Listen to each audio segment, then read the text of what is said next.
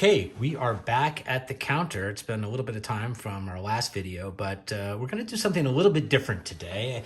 In the past, we've been doing head-to-head comparisons of a number of different watches, and we've gotten a lot of great feedback from those. But today we're going to be looking at three different watches, three iconic watches from three iconic brands.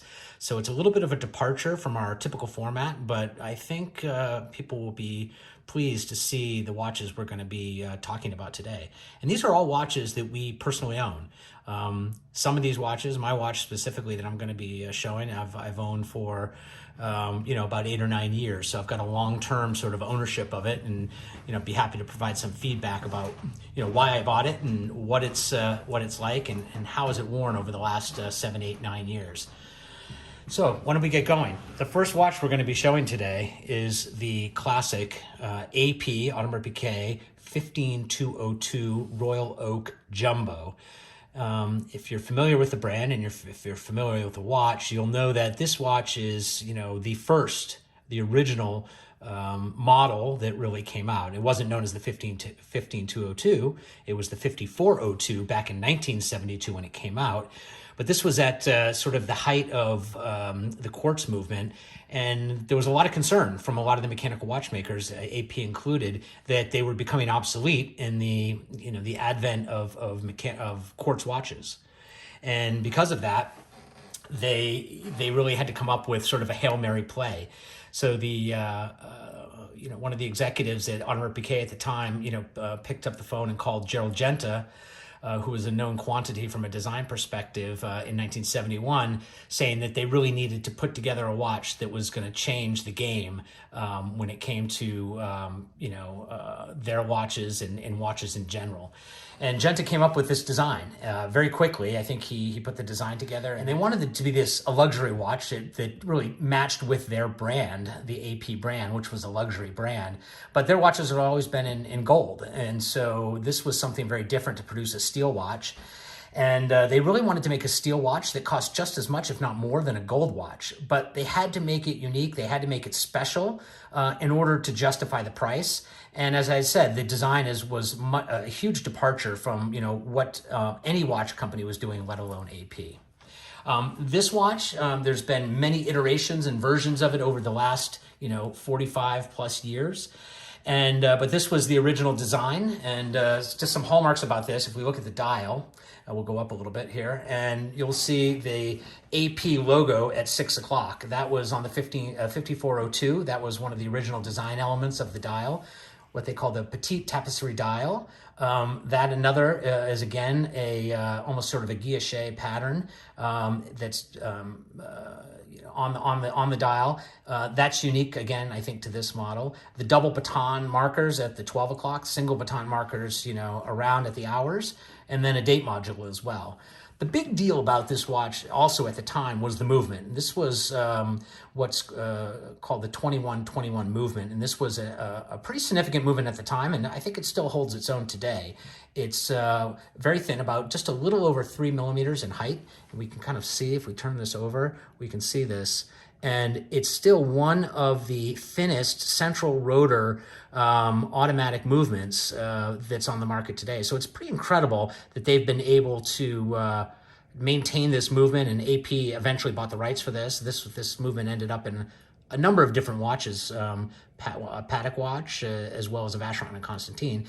But really, AP kind of, took the design and kept it going forward.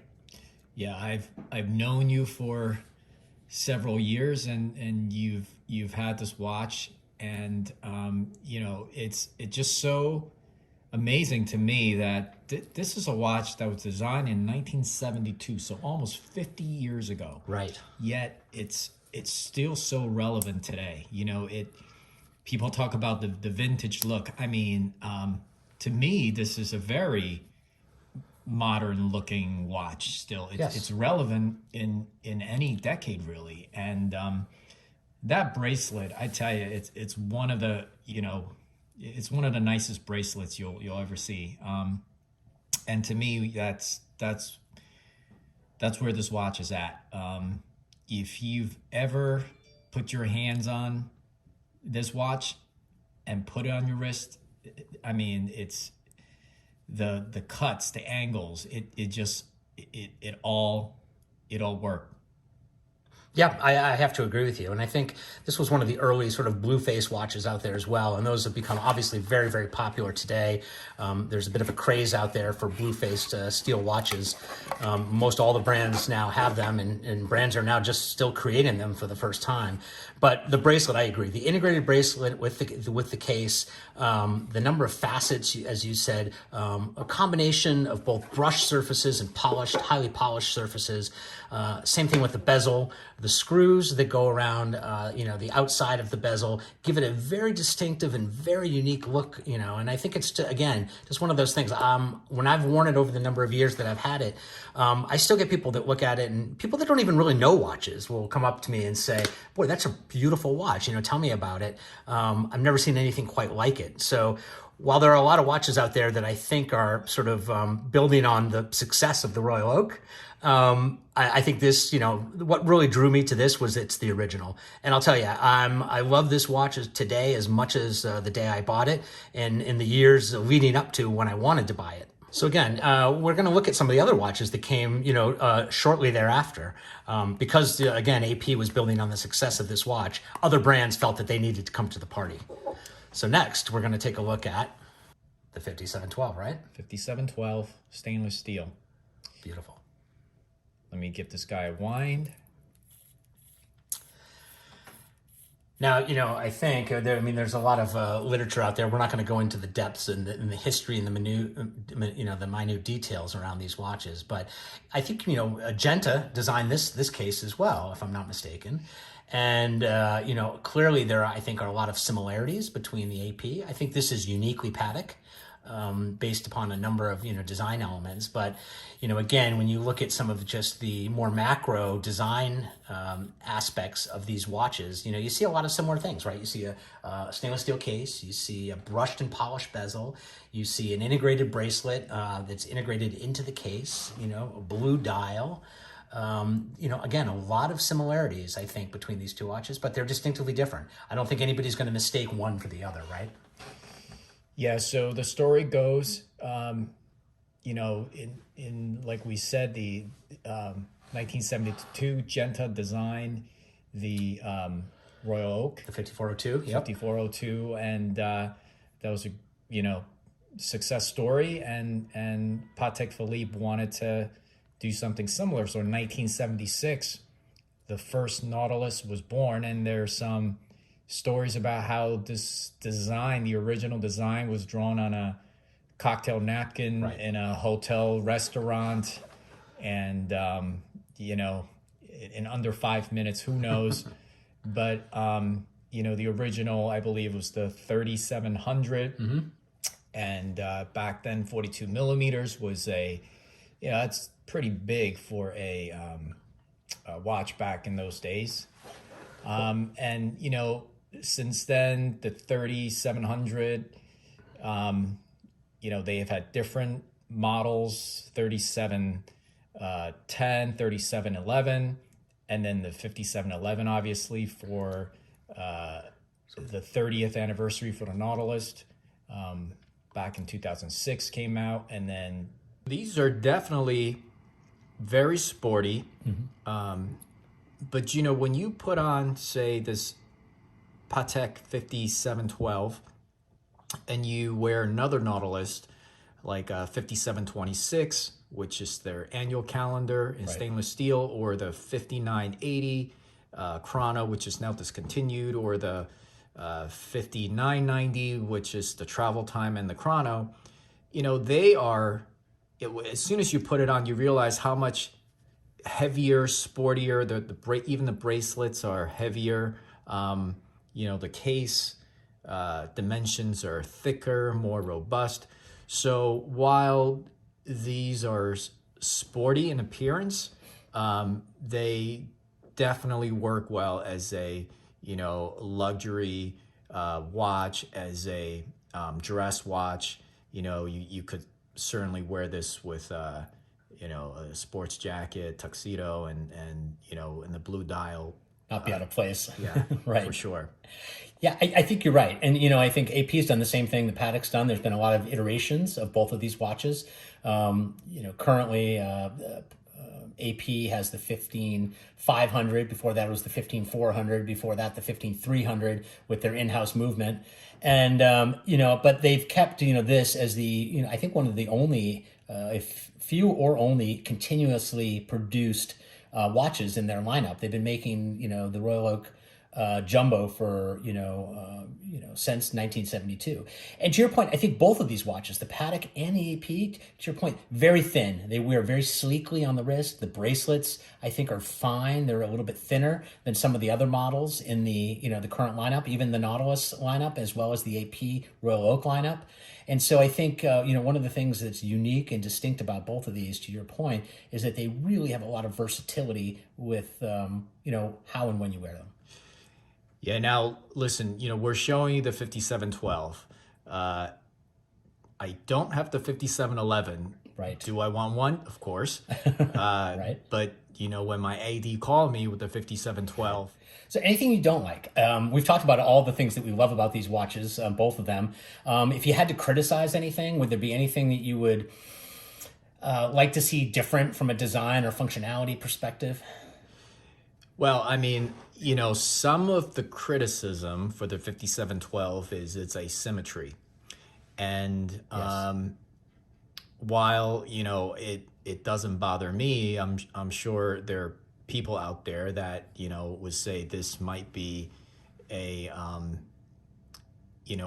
dial that they're not crazy about. And that's a personal preference, and, Sure. and I can't really fault that. And the other thing is, I have to say the 5711 and the 5712, these two, I just wish that the bracelet it looks great. It feels great, very comfortable, but I just wish it's a little bit more, just a little bit more, More robust or more robust, just a Okay. little heavier. The tactile sensation, I wish it's more angulated, like what you're wearing. Yes, right. Yep. No, I think that's a good point. And one of the things that I can say about the Royal Oak is from a sort of a negative standpoint is, first of all, there's no quick set date. And that's been a big criticism for a lot of people. It's a lot of people have ruled this watch out based upon the fact that it doesn't have a quick set date. And it can be very, let's just say, labor intensive to change the date. Also, there's no second hand. And a lot of people have a lot of criticism around the second hand. People say, I want to see the watch really moving. I want to see that second hand move. This watch, very simple. I don't mind that personally. I don't mind having no second hand on this watch. But one of the things is really the winding and the changing of the date. Because, again, this crown is very, very small. And I think if you've got, even medium size, let alone large fingers, it becomes very difficult to change this. So one of the things that I did pick up, and this is sort of a unique thing that I wanted to show today, is this. And if you own a 15202 and you are, frustrated by the fact that it takes quite a while to change the date because you have to go between 10 and 2 and 10 and 2 and 10 and 2, that's as quick set as you can possibly get. This is something when we were over in the AP factory I had seen, and I had asked AP to send me one, and they did. So this is what's known as AP's winding tool. And you can see here they have different tips here for the different watches that they own and the different size crowns. But you'll also see that this here has a specific tip. It's not made of metal. The whole barrel is metal, but the pusher here is not metal. And this tip on the end is not metal either. And so what this does is it can act as a winding tool. So if you hold this for 1 second, and I'll take this off just to give you a quick example of how that works. So what happens is that, again, this very, very difficult to turn, if your fingers are on the larger side, but this goes right over, and then this can quickly, like a pencil, and it's knurled on the side. It really feels very high quality. This will turn, and this will wind the watch. And if I pull the crown out, it will actually, change the setting of the hands. And if I want to actually set the date, I can bring it to the second to 12 hours of the day, take it to 10, over to 2, back to 10, over to 2. And very quickly I can adjust the date. So I think that's one of the things that's sort of made up and allowed me to really love every piece of this watch. Yeah, I mean, how fantastic is that, right? If you love watches at some point, I'm sure you love gadgets, and that just a little bit of gadgetry there. That how great is that? You've told me about that, but I've actually haven't seen it. Okay. So I'm happy to see it now. Speaking of changing the date, for the 5712, you have this little button here and right here as well, and these are to change the moon phase as well as advancing the date. So that there's your sort of quick set if you have a pusher for that. Otherwise you rely on the same wound. There's really no quick set date on the crown. So let's move on to the third blue watch we're going to talk about today, and here it is, the FP Journe Chronomètre Bleu. And pardon my French, but we're going to call it the CB from here, just for the sake of simplicity. Right, in pronunciation. Now, I love this watch. This is really unique, and this was, if I'm not mistaken, FP Journe's quote entry-level watch. Is that accurate? Sort of, right? Or is that the CS?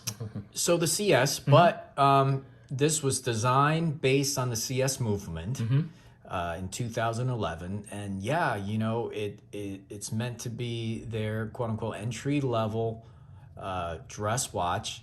Although we can talk about dress versus sports watch and how the lines are blurred in all these watches. It's simple, right? It's got time and second, right, and that's really it. And it's not an automatic movement, and you can see the double barrel here. And just like Journe, he just doesn't do anything simple, even his simplest of watches. There's no complication in the classical complication sense, if you will. But the complication here is really the dial.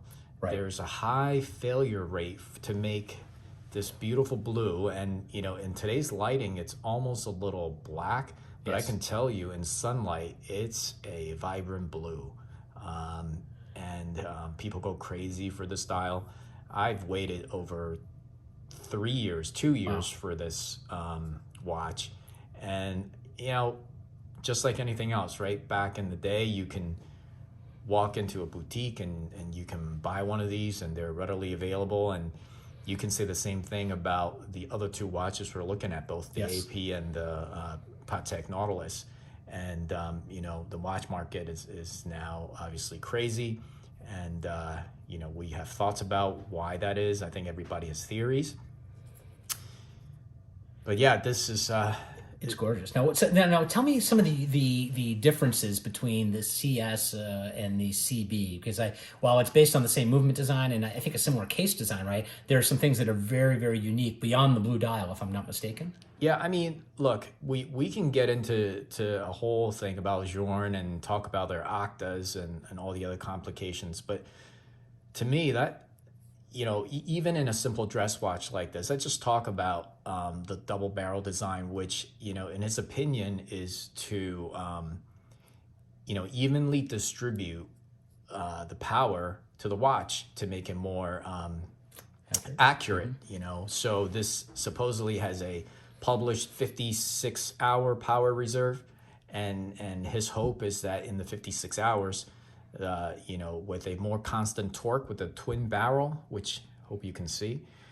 But again, for entry-level Journe watch, for about $25,000, you're getting a all gold movement, and that's just Journe. And the one thing that really surprised me about owning this watch, and I've worn it nonstop really for the last few weeks that I've had it. Yes. Is the tantalum case. I was waiting for you to talk about that. That was one of the things I was trying to sort of tease out is the case, because it is a very unique material that the case is made of, correct?